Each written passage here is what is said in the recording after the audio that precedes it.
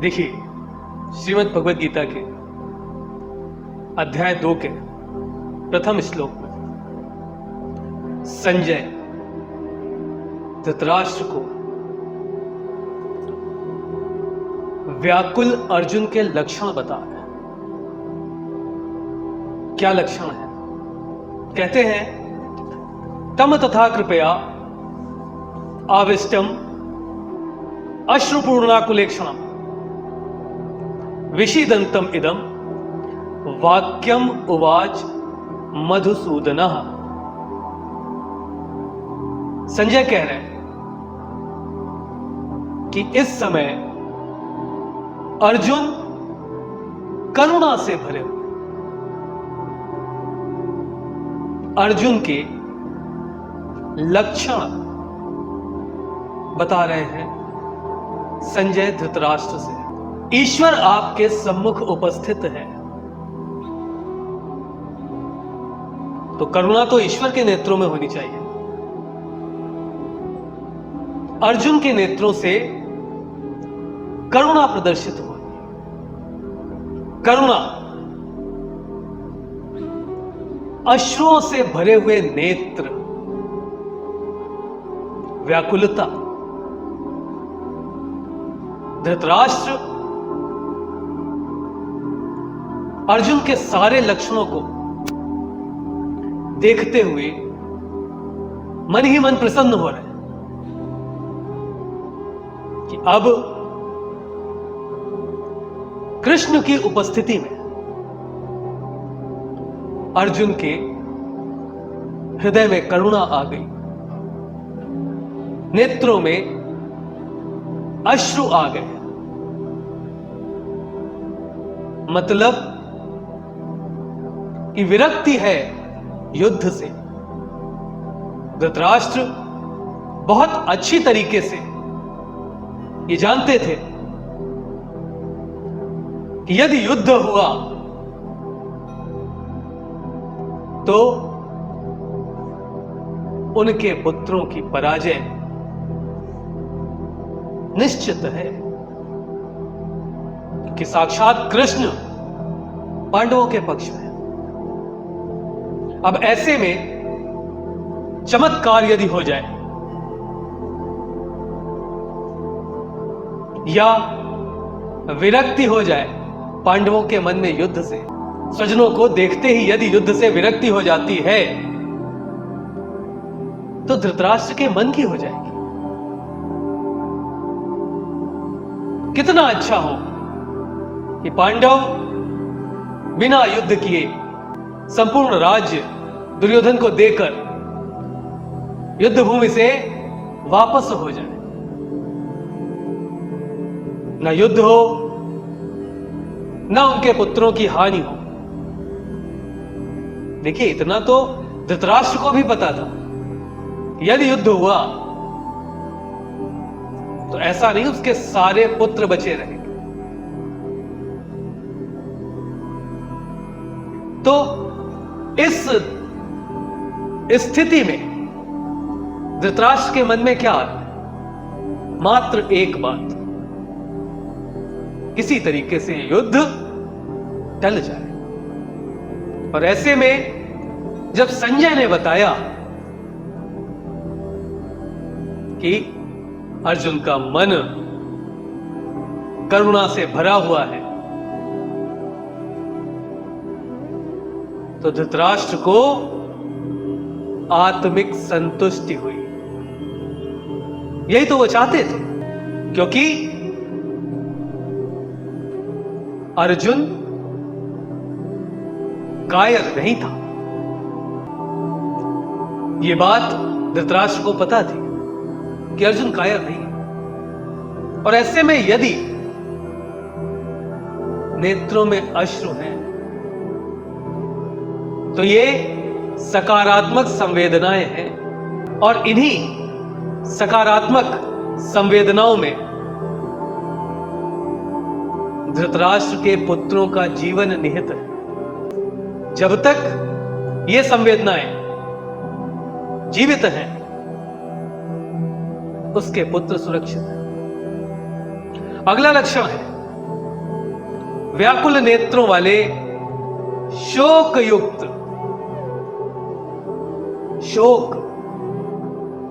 शोक उत्पन्न होता है पश्चाताप से।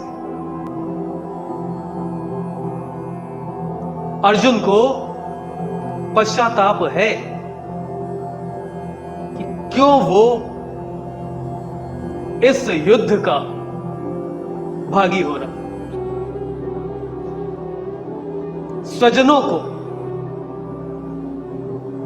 त्रास कर, उनका वध कर मिलने वाले राज्य से क्या ही संतुष्टि हो। और जब संतुष्टि नहीं है तो भोगने की लालसा समाप्त हो जाती है। सोचने वाली बात है कि भोगने की लालसा जब तक संतुष्टि प्राप्त नहीं होती तब तक रहती है, और यदि संतुष्टि के पश्चात शोक आ जाए तो व्यक्ति आत्मग्लानि से भर जाता है। ये सभी लक्षण अर्जुन के प्रदर्शित हो रहे हैं। भगवान कृष्ण अर्जुन की यह दशा देख रहे हैं, भाव शून्य होकर। इसमें एक शब्द है विषीदंतम, यानी शोक युक्त, मोह रूपी अंधकार से डूबा हुआ अर्जुन। जब ईश्वर अपने भक्त को मोह में देखता है तो भाव शून्य हो जाता है, क्योंकि मोह में पड़ा हुआ प्राणी स्वयं से दूर होता है, ज्ञान से दूर होता है। और अज्ञान पर ना क्रोध शोभा देता है ना दंड। यदि घर में छोटा सा बालक हो और अज्ञानता दिखाए तो आप भी भाव शून्य हो जाते, क्रोध करें, दंड दें, समझाएं। और मोह युक्त का जहां तक प्रश्न है, मोह युक्त प्राणी कई बार समझाने पर भी मोह से बाहर नहीं आ पाता। मोह एक पाश है। यदि व्यक्ति मोह में नहीं और आप उसे समझाने का प्रयास करें तो व्यक्ति अज्ञानता के सागर से बाहर आता है। परंतु यदि व्यक्ति मोह में है तो मोह कहते ही इसी को कि बार बार समझाने के बाद भी यदि आप एक ही तरीके की गलती बार बार कर रहे हैं तो निश्चित ही इस प्रलाप के पीछे मोह होगा। भगवान कृष्ण अर्जुन को देख रहे हैं। उन्होंने देखा कि अर्जुन के हाथ से गांडीव छूट रहा है, अर्जुन अचेत होने जा रहा है। युद्ध भूमि में एक क्षत्रिय के ये लक्षण, एक ऐसा क्षत्रिय जिसने भगवान भोलेनाथ से, महारुद्र से पाशुपतास्त्र प्राप्त किया, जिसने इंद्र को प्रसन्न करके वज्र प्राप्त किया, ऐसा क्षत्रिय, उसके हाथ से वो भयंकर धनुष गांडीव छूट रहा। मोह कितना प्रबल होता है। आपका स्वयं का व्यक्तित्व कितना भी सुदृढ़ क्यों ना हो,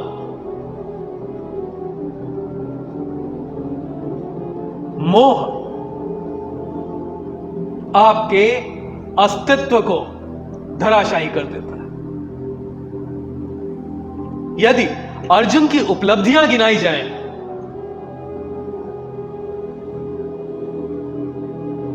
तो द्रोण का शिष्य अर्जुन,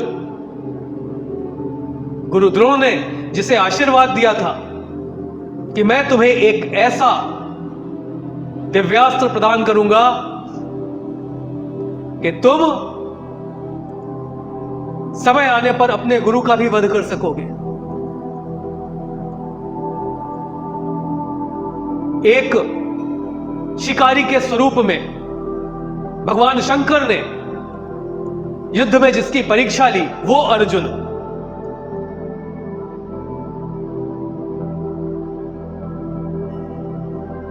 खेल खेल में इंद्र से वज्र प्राप्त करने वाला अर्जुन,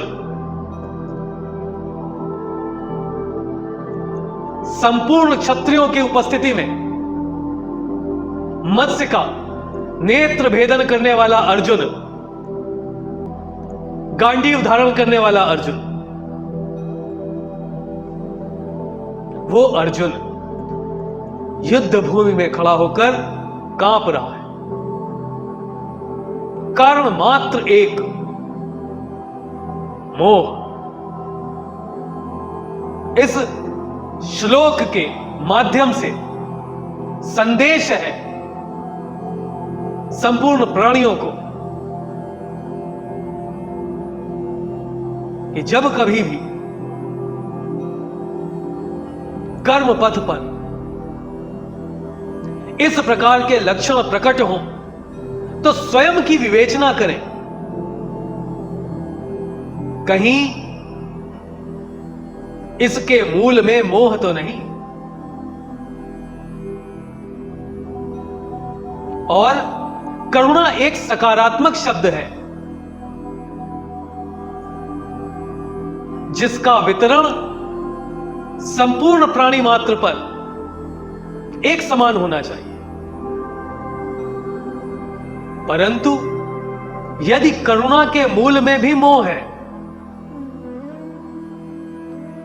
तो यह करुणा सकारात्मक गुण नहीं हो सकता।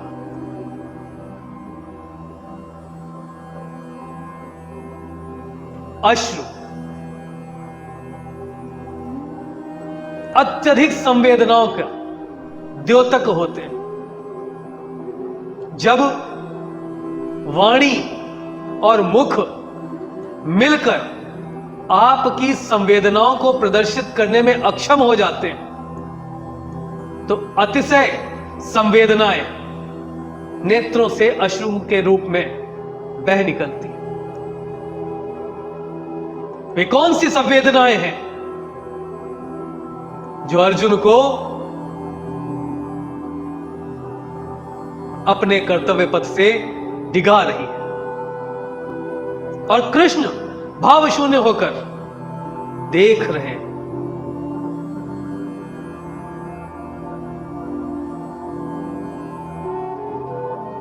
अध्याय 1 में अर्जुन बोले हैं कि मैं अपने स्वजनों से युद्ध क्यों करूं? भगवान सुनते रहे। उसके मोह का कारण जानते रहे। और अब देखिए, इस कारण सुनते रहे कि हो सकता है अर्जुन अपने मन की सारी व्यथा कहने के बाद स्वयं से युद्ध के लिए तत्पर हो जाए, परंतु अपनी संपूर्ण बातें कहने के पश्चात भी अर्जुन के लक्षण मोहग्रस्त प्राणी की तरह होने लगे।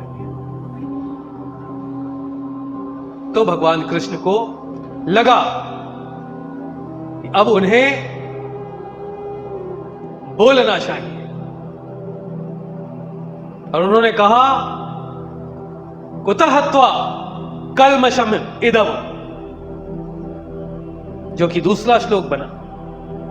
ये किस प्रकार का दौर्बल्य है, ये किस प्रकार की नपुंसकता है। झकझोरा भगवान कृष्ण ने अर्जुन